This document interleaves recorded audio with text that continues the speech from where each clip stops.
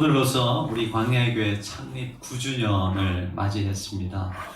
지난 9년 동안 이 교회를 또 이끌어 주시고 함께 해주신 하나님의 은혜에 감사를 드립니다. 여러분은 어떤지 모르겠지만 저는 저희 교회 이름을 되새길 때마다 참 잘 지었다 그런 생각을 합니다. 교회 이름을 생각할 때마다 교회가 무엇이며 또 무엇을 위해 존재하며 또 어떤 모습으로 이 세상 속에서 세워져 가야 하는지를 이 교회 이름 안에 하나님께서 참 많은 의미들을 주셨다라는 생각을 할 때마다 감사를 드리지 아니할 수가 없습니다. 교회 이름을 생각할 때마다 그래, 우리 교회가 있어야 될 곳이 광야이구나. 또 광야에서 살아가는 많은 영혼들을 위해서 존재하는 교회구나 라는 그런 생각을 합니다. 우리가 흔히 광야가 축복의 자리다 그런 고백을 많이 하지만 사실 그렇게 광야는 낭만적인 곳이 아닙니다. 성지순례에 가보신 분들은 아시겠지만 처음에 딱 광야에 도착하면요, 우리나라에서 볼 수 없는 풍경이기 때문에 굉장히 신선해합니다. 그리고 참 보기가 좋습니다. 그런데 관광을 하는 것과 여러분 거기에서 살려고 하는 것은 완전히 다른 차원의 이야기입니다. 광야가 축복인 것은 그곳이 살기 좋은 곳이어서가 결코 아니죠. 오히려 광야야말로 정말 하나님 한 분밖에 바라볼 수 없고 의지할 수밖에 없는 곳이기 때문에 그래서 그곳이 우리에게 축복의 자리다. 우리는 그렇게 고백하는 것입니다. 창립주일을 맞이하면서 또다시 한번 이런 고백이 우리 교회 모든 성도들에게 새롭게 되기를 원합니다. 우리가 정말 누굴 의지하면서 살아가야 되는가? 우리 교회가 정말 바라봐야 할 분이 누구인가? 그리고 교회 참된 주인이 누구인가? 우리가 이 창립주일을 맞이하면서 그리고 교회 이름을 다시 되새기면서 이런 것들을 생각해 볼 수 있었으면 좋겠습니다. 오늘 본문에는 바로 그 광야에서 활동했던 한 사람의 이야기가 나오고 있습니다. 바로 세례 요한에 관한 이야기입니다. 이 세례 요한의 모습을 통해서 오늘 교회가 서 있어야 할 삶의 자리가 어디이고 또 교회는 어떤 모습으로 세워져 가야 하는지에 대해서 여러분과 함께 말씀을 나누고자 합니다. 여러분 잘 아시다시피 세례 요한은 뒤에 오시는 메시아 예수님의 길을 예비하기 위해서 예수님보다 약 6개월 먼저 태어난, 그리고 아마도 예수님과 친척 관계에 있었던 그런 사람이었습니다. 세례 요한의 그 영향력은 굉장히 대단했던 것 같습니다. 오늘 말씀 5절에 보시면 이렇게 나와 있습니다. 이때에 예루살렘과 온 유대와 요단강 사방에서 다 그에게 나와 되어 있습니다. 예루살렘과 온 유대와 요단강 사방에서 이 세례 요한을 만나기 위해서 사람들이 나왔다라는 것이에요. 지금도 세례 요한의 그 세례터가 성지에 가면 남아 있거든요. 근데 예루살렘에서 그 요단강 세례 요한의 세례터까지 약 30km 정도 됩니다.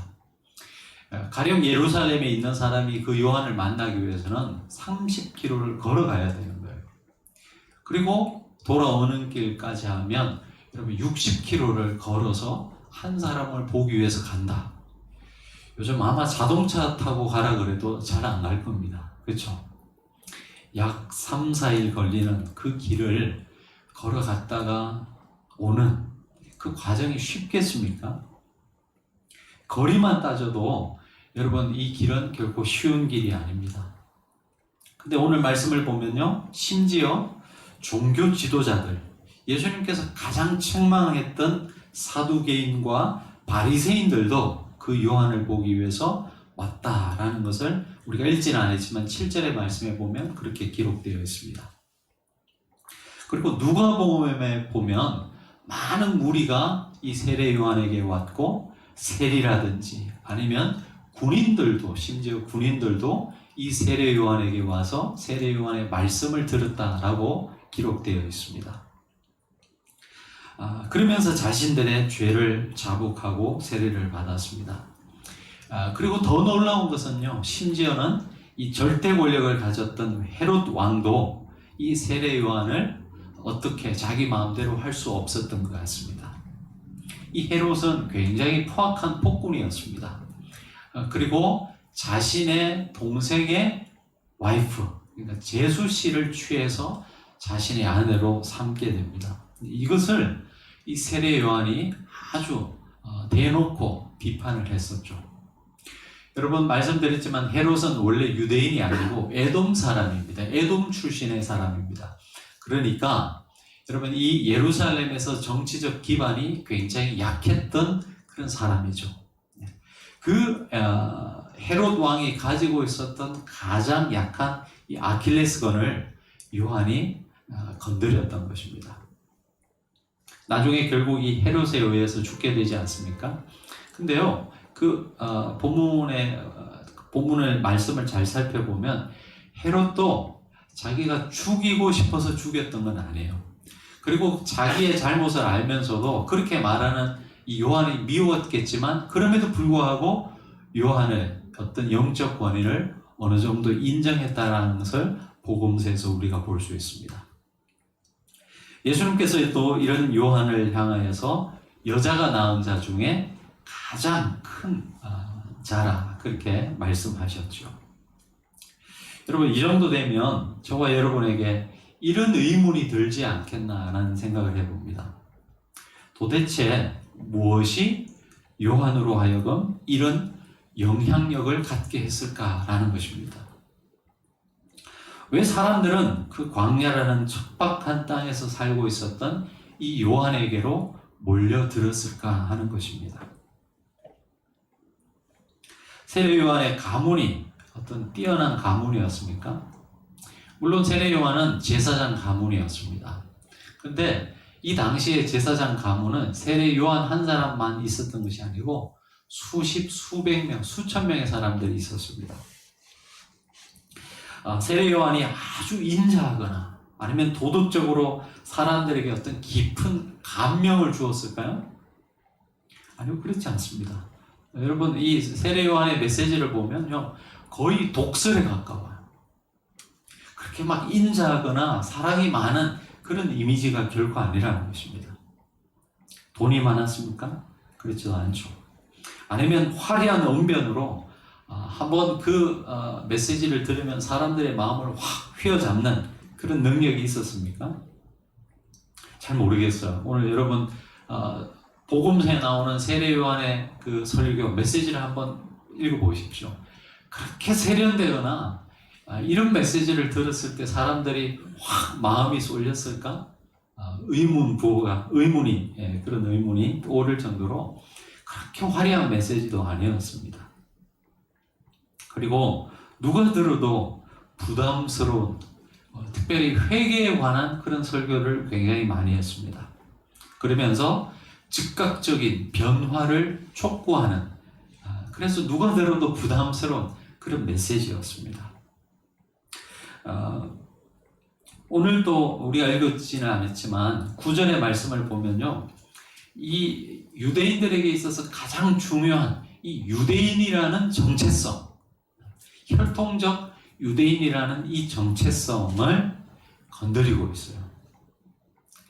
자신들은 선택된 민족이라는 이 유대인들의 가장 중요한 아이덴티티의 문제를 건드리고 있습니다. 그러면서 임박한 심판에 관한 설교를 10절에 하고 있습니다. 자, 유대인들의 입장에서 보면 굉장히 기분 나쁜, 자존심 상하는 그런 설교일 수 있습니다. 그럼 왜 도대체 이런 세례 요한의 설교에 그렇게 많은 사람들이 모이면서 심지어 수도 예루살렘에서 이 요한을 보기 위해서 요단강까지 많은 사람들이 몰려들었을까? 이것이 우리가 가지는 의문입니다. 이 부분을 여러분과 묵상하면서 우리 이 광야의 교회가 있어야 할 삶의 자리가 어디인지를 한번 생각해 보려고 합니다. 첫 번째는 여러분 이 세례 요한은 굉장히 가난하면서도 심플한 삶을 살았다는 것을 우리가 알 수 있습니다. 이 복음서에서 세례 요한을 소개하는 내용을 보면요, 성경의 다른 곳에서 어떤 인물을 소개할 때 나오는 것들과는 굉장히 특이한 점을 발견할 수 있습니다. 성경에서 한 사람의 인생을 소개할 때 그 사람의 혈통이라든지 가문이라든지 고향이라든지 그의 부모님이 누구였는지 이런 것들에 대해서 소개하는 부분은 굉장히 많습니다만은 그 사람의 외모라든지 복장이라든지 무엇을 먹었다든지 이런 소개는 거의 세례 요한이 유일하지 않나 생각되어집니다. 오늘 말씀 4절에 보시면 세례 요한의 그런 의식주에 대한 이야기를 하고 있습니다. 살던 곳은 어디죠? 1절에 보시다시피 유대 광야였습니다. 그리고 4절의 말씀을 보면 이 요한은 낙타 털 옷을 입고 허리에 가죽띠를 띠고 음식은 메뚜기와 석청이었더라. 여러분, 낙타 털 옷을 입고요, 허리에는 그냥 가죽띠를 띄었어요. 굉장히 심플하죠. 음식은 그 광야에 먹을 것이 뭐가 있겠습니까? 메뚜기와 석청이라고 그랬습니다. 벌꿀, 그렇죠? 여러분, 사막에 벌꿀이 있으면 얼마나 있겠습니까? 그렇죠? 굉장히 척박한 삶을 살았습니다. 여러분, 인간의 삶에 있어서 의식주는 가장 기본이 되는 거예요. 근데 오늘 말씀을 보면 인간의 삶에서 가장 중요한 의식주 중에 어느 것 하나 변변한 것을 누리지 못했던 사람이 바로 이 세례 요한이었습니다. 가난하고 굉장히 심플한 삶을 살았던 것이죠. 여러분, 그가 화려한 채색 옷을 입고 그리고 맛나는 음식을 먹고 멋진 궁전에서 살던 그런 사람이었다면 아마 이렇게 많은 사람들이 그를 찾아오지는 않았을 것입니다. 많은 사람들이 그의 말에 귀 기울였던 이유 중에 하나는 바로 그가 가난하면서도 굉장히 심플한 삶을 살았기 때문이었습니다. 교회는요, 초기부터 이 가난했고 또 가난하고 연약한 자들에 대한 관심과 사랑을 늘 가지고 있었습니다. 한국 초기 역사, 한국 기독교의 초기 역사에서도 그런 모습들을 굉장히 많이 볼 수 있습니다. 가난한 자들에 대한 관심과 그러한 봉사가 굉장히 많았다는 것 알 수 있습니다. 여러분, 지난번에도 말씀드렸지만 왕의 주치의가 아무도 알아주지 않고 이름조차 없는 한 가난한 백정을 치유해 주는 사람, 바로 기독교 선교사였습니다. 그처럼 이 한국교회도 사실은 초기에는 이 가난한 자들, 연약한 자들에 대한 봉사와 섬김이 굉장히 많았습니다. 물론 처음부터 어떤 목적을 두고 그렇게 한 것은 아니었습니다. 근데 어느 순간부터 대한민국에서 교회가 여러분 부자들을 위한 종교가 되어버리지 않았나 하는 생각을 하게 됩니다. 어쩌면 여러분 저희 목사와 같은 종교 지도자들의 그런 책임이 가장 크다라고 할 수 있을 것 같습니다. 여러분, 교회는 누구나 올 수 있죠. 올 수 있어야 합니다. 무조건 가난한 자들은 선한 사람들이고 부자는 나쁜 사람들이다, 이렇게 우리가 전혀 이야기할 수 없습니다. 공산당이나 그렇게 할 수 있는 거죠. 하지만 여러분, 교회가 이제는 의식적으로 가난하고 소외된 자들을 찾아가거나 그들에 대한 관심을 갖지 않으면 여러분, 이 한국에서 교회의 영성은 갈수록 떨어지고 사람들로부터 소외를 받게 될 수밖에 없을 것입니다. 요한이 이런 영향력을 가질 수 있었던 첫 번째 이유는 그의 가난하지만 심플한 삶에서 찾을 수 있습니다. 두 번째, 왜 이렇게 많은 사람들이 세례 요한에게 집중했느냐? 결론부터 말하면 그의 삶과 메시지가 일치했기 때문입니다. 여러분, 요한이 가난하다고만 한 이유가 사람들이 그에게 몰려들었던 이유의 전부라고는 할 수 없습니다. 왜냐하면 당시에 대부분의 사람들이 가난한 삶을 살았기 때문에 그렇습니다. 사람들이 광야에 가는 그 요한을 찾아온 것은 그의 메시지와 삶이 일치하는 삶을 살았기 때문입니다. 여러분, 가난한 삶을 요한이 살았다고 했는데 왜 그는 가난한 삶을 살았을까요? 그것은 그의 메시지를 보면 우리가 짐작해 볼 수 있습니다. 세례 요한의 가장 중요한 메시지는요, 임박한 심판, 그리고 심판이 가까이 왔는데 여러분, 임박한 심판을 경고하면서 그 심판을 기억하면서 너희들이 오늘을 살라고 하는 것이 가장 중요한 메시지였습니다.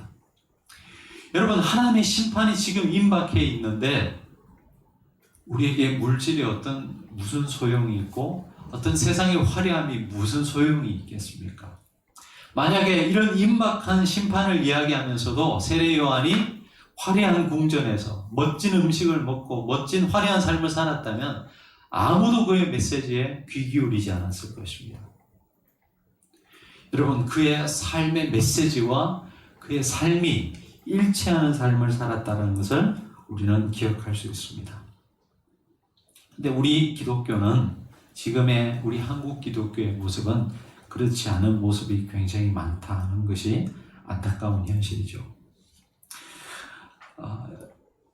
그리고 목회자들이 하나님 나라를 이야기하면서도 우리의 관심이 이 세상을 향할 때가 참 많이 있습니다. 저를 포함해서. 여러분, 하나님 나라를 이야기하면서도 은연중에 우리의 자랑은 화려한 건물이고 또 풍부한 우리 교회 재정이고 우리 교회 교인수가 얼마나 되는지가 목회자들의 자랑이 되어버렸어요. 메시지와 삶이 일치가 안 되니까 세상 사람들이 더 이상 교회에 귀를 기울이지 않습니다. 목회자들이 아무리 하나님께서 여러분의 주인이시고 여러분의 삶을 책임져 주신다라고 하면서도 사람들이 그 메시지에 귀를 기울이지 않습니다. 왜 그렇습니까? 그렇게 이야기하면서도 목회자들이 여러분, 자기 노후를 위해서 얼마나 많은 걱정을 하고 또 그것을 위해서 얼마나 많은 준비를 하는지 모릅니다. 목회자들뿐만 아니라 여러분, 교회도 여러분 한 영혼 한 영혼을 귀히 여기면서 교회의 교회됨을 잃어버리고 외적이고 화려한 것들을 너무나 추구하는 모습을 봅니다. 여러분, 서울에 있는 100명 이상의 교회들이 목회자들을 구할 때 무엇을 보는지 한번 보시기 바랍니다. 여러분, 화려한 학력을 보는 경우들이 얼마나 많이 있는지 모릅니다. 화려한 스펙을 선호하는 교회들이 얼마나 많은지 모릅니다. 메시지와 그리고 그의 삶이 일치했던 세례 요한이었기 때문에 사람들이 그의 말에 귀를 기울였던 것입니다. 마지막 세 번째로는 세례 요한의 예언자적 메시지를 이유로 들 수 있습니다. 많은 사람들이 세례 요한을 만나려고 그 광야로 나갔던 그 이유는 바로 그의 순수한 예언자적인 메시지 때문이었습니다. 만약 여러분 세례 요한이 순수하지 못한 동기를 가졌다면 그와 같은 메시지를 전하지 않았을 것입니다. 그는 사람들이 원하는, 청중이 원하는 듣기 좋은 그런 소망과 희망의 메시지만을 전했을 것입니다. 하지만 그는 메시지를 자신을 드러내려고 하는 메시지를 그런 수단으로 삼지 않았다는 것입니다. 그리고 철저히 하나님이 주시는 그 시대를 향한 메시지를 전했습니다. 어떤 자기 자신을 향한 동기가 없었다는 거예요. 우리가 어떻게 알 수 있습니까? 세례 요한은 결국 자기가 선포한 이 메시지 때문에 죽게 되거든요. 이 시대의 많은 목회자들이 또 많은 교회들이 자기 자신을 위해서 복음을 이용하는 경우들이 참 많이 있습니다.